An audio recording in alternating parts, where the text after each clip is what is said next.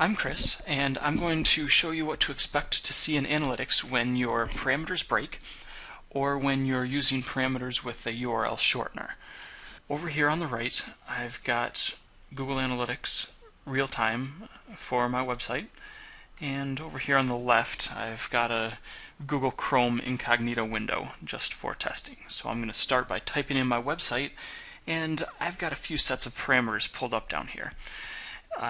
I've misspelled source, medium, and campaign so that Google Analytics won't recognize them. And this is one way that your parameters can break. So I'm just going to add those parameters onto my website. And you can see the misspelled parameters up here in the URL bar. And I'm going to navigate there, just hit enter, and let's watch over here on the right. And there's the visit, and you can see the medium is direct and source is not set. So that's initially what it looks like if your parameters break. So if you're seeing a lot of not set visits, you might want to check your parameters. So here I've got a set of parameters labeled as one test one, and I'm going to put those on here just so you can see what the parameters should look like.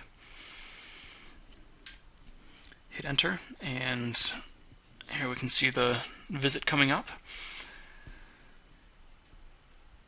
It takes just a moment for the values to change, and there they are. Medium and source are both set to one test one, and that's what we should be seeing.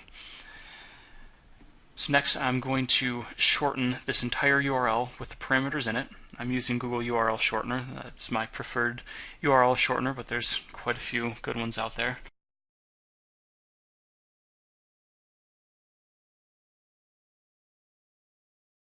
I can just copy this shortened URL, and I'm going to open up a new tab just so it produces a new visit to the site.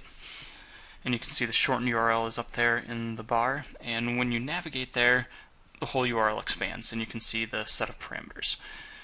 And if we look at analytics, there's the visit, and both of the values for source and medium stay the same. Now, next, I'm going to show you what happens when you put parameters on the end of a shortened URL. I've got these parameters set to test2. And this is what people mean when they tell you that URL shorteners don't support parameters. When you put a parameter at the end of a shortened URL, like this, and navigate to the site,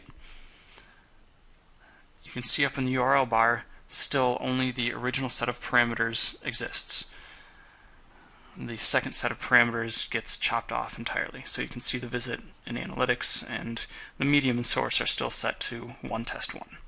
So let's open up a new tab and do one last experiment.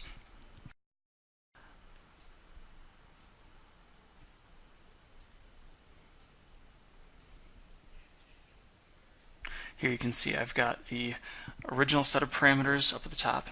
Now I'm going to take that second set of parameters and I'm going to add those onto the end. So what I've done here is added two sets of parameters with the standard UTM syntax. I hit enter in the URL bar, and you can see both sets of parameters are visible in the URL bar. And there's the visit coming up in analytics. Now notice that the source is still set to one test one. Now the medium changes to two test two. So when you add two sets of parameters, you never know which ones are actually going to be attributed in analytics. So I'd suggest only use one. Don't make a mistake of using two sets of parameters.